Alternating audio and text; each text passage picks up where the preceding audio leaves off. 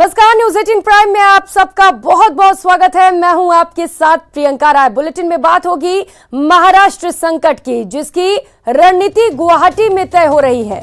फिर बात होगी अग्निपथ योजना के विरोध में राजस्थान कांग्रेस के अग्निपथ की, और आखिर में बात मरुधरा में नालों की सफाई के बाद मबलों से बदहाल हो रही शहरों की सूरत की।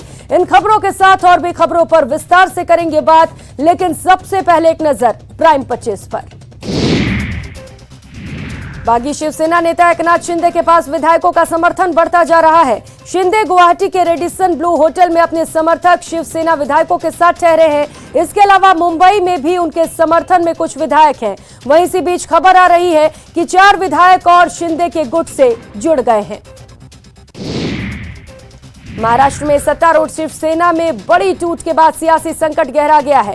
इस बीच शिवसेना के बागी गुट ने कहा कि मुख्यमंत्री पद से उद्धव ठाकरे इस्तीफा देते हैं और एमवीए महाविकास अघाड़ी से बाहर आते हैं, तभी आगे की बात होगी। हम उद्धव ठाकरे की बातों पर विश्वास नहीं कर सकते। शिवसेना के बागी विधायकों में शामिल रहे नितिन देशमुख में पाला बदलते हुए कहा कि वो उद्धव की सेना के सैनिक हैं और उन्हें जबरदस्ती सूरत ले जाया गया था और मुश्किल से बचकर मुंबई पहुंचे हैं। इस पर एकनाथ शिंदे की सेना ने पलटवार करते हुए फोटो जारी करके नितिन देशमुख के आरोपों का जवाब देने की कोशिश की है।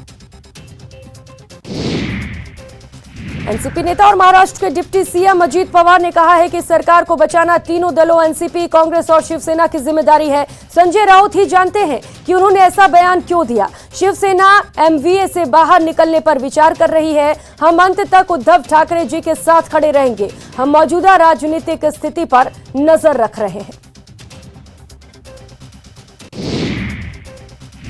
महाराष्ट्र में शिवसेना और गठबंधन सरकार पर संकट के बीच शरद पवार ने पार्टी के वरिष्ठ नेताओं के साथ मुंबई के वाईबी चव्हाण सेंटर में बैठक की। इस बैठक में शरद पवार ने नेताओं से कहा कि एनसीपी महाविकास अघाड़ी के साथ है, आखिरी तक लड़ाई लड़ेंगे।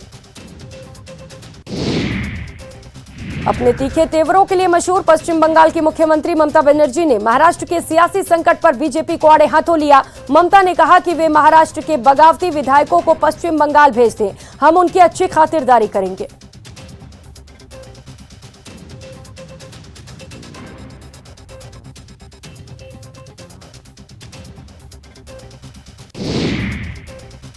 कांग्रेस नेता प्रियंका गांधी के विदेश दौरे पर तंज कसते हुए बीजेपी आईटी सेल के head Amit Malviya national Herald मामले में ट्वीट कर कहा, गांधी परिवार की प्राथमिकता तय है। एक तरफ जहां राहुल गांधी के समर्थन में कांग्रेस नेताओं को सड़कों पर पसीना बहाने और राहुल गांधी का बचाव करने के लिए बनाया गया था, जबकि प्रियंका वाड्रा विदेश यात्रा की योजना बनाने में व्यस्त थी।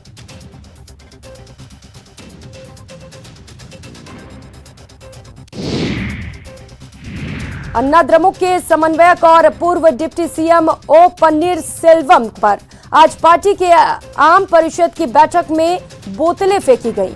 बैठक चेन्नई के वनगरम के श्रीवारू वेंकट चलपति पैलेस में हो रही थी।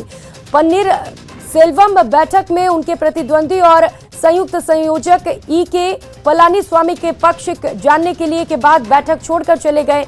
पलानीस्वामी के समर्थकों ने जैसे ही उन्हें एक सजा हुआ ताज, एक तलवार और राजदंड भेंट किया, शोरगुल के बीच परिषद की बैठक 40 मिनट तक चली। जस्टिस अहमद सईद ने हिमाचल हाईकोर्ट के 27वें मुख्य न्यायाधीश बनाए गए हैं। उन्होंने हिमाचल प्रदेश के राजभवन में राज्यपाल ने पद और गोपनीयता की शपथ दिलाई। हिमाचल के सीएम ने नए मुख्य न्यायाधीश का स्वागत किया है और साथ मिलकर प्रदेश के लिए काम करने की बात कही है।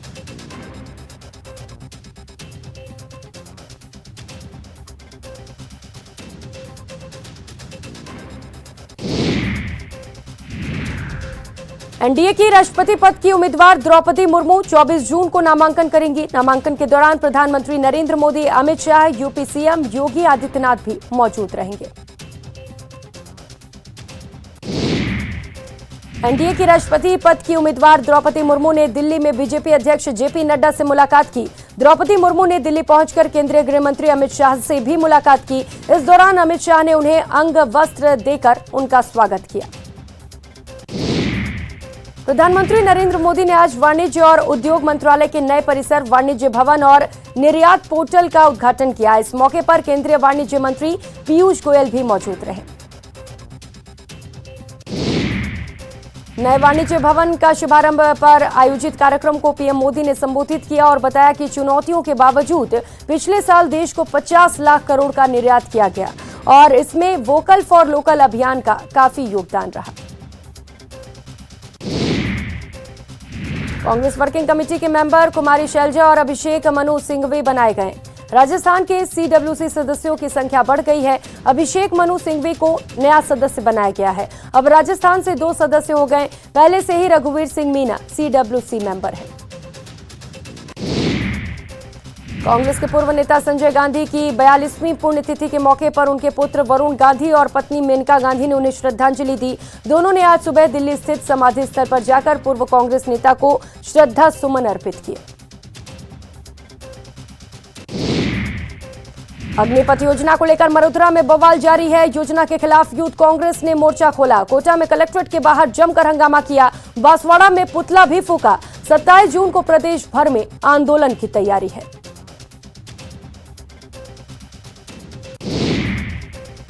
अवैध संबंधों में हैवानियत की हद पार करने का मामला सामने आया। जैसलमेर में एक युवक की बेरहमी से पिटाई की गई और उसके बाल काटे गए। आरोपियों ने गाड़ी में भी तोड़फोड़ की। पुलिस ने 2 आरोपी को गिरफ्तार किया।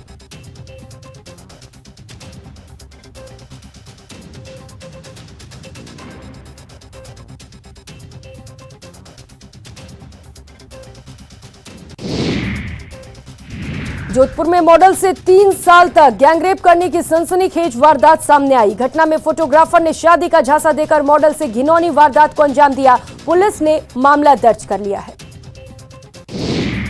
जयपुर एयरपोर्ट पर कस्टम विभाग ने बड़ी कार्रवाई की है। कस्टम विभाग ने मस्कट से आए यात्री से 18 लाख का सोना बरामद किया।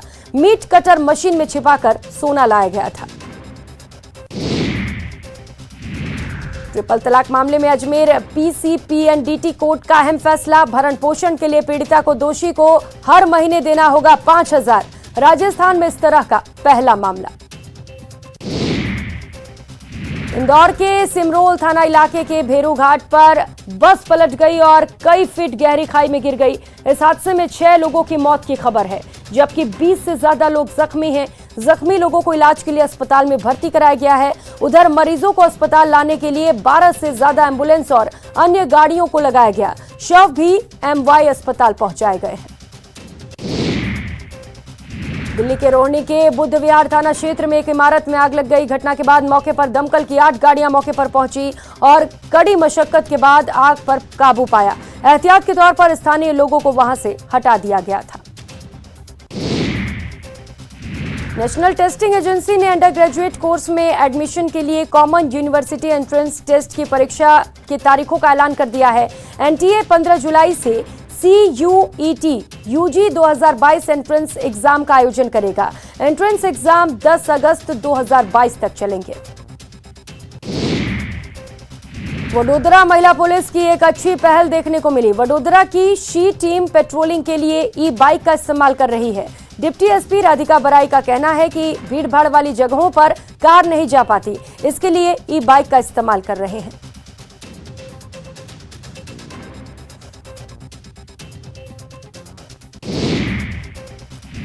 असम के मुख्यमंत्री हिमंता बिस्वा शर्मा ने कई बाढ़ प्रभावित इलाकों का दौरा किया, जहां उन्होंने न केवल बाढ़ से प्रभावित इलाकों के हालात देखे बल्कि लोगों से उनका हालचाल भी जाना, मुश्किलों को समझा।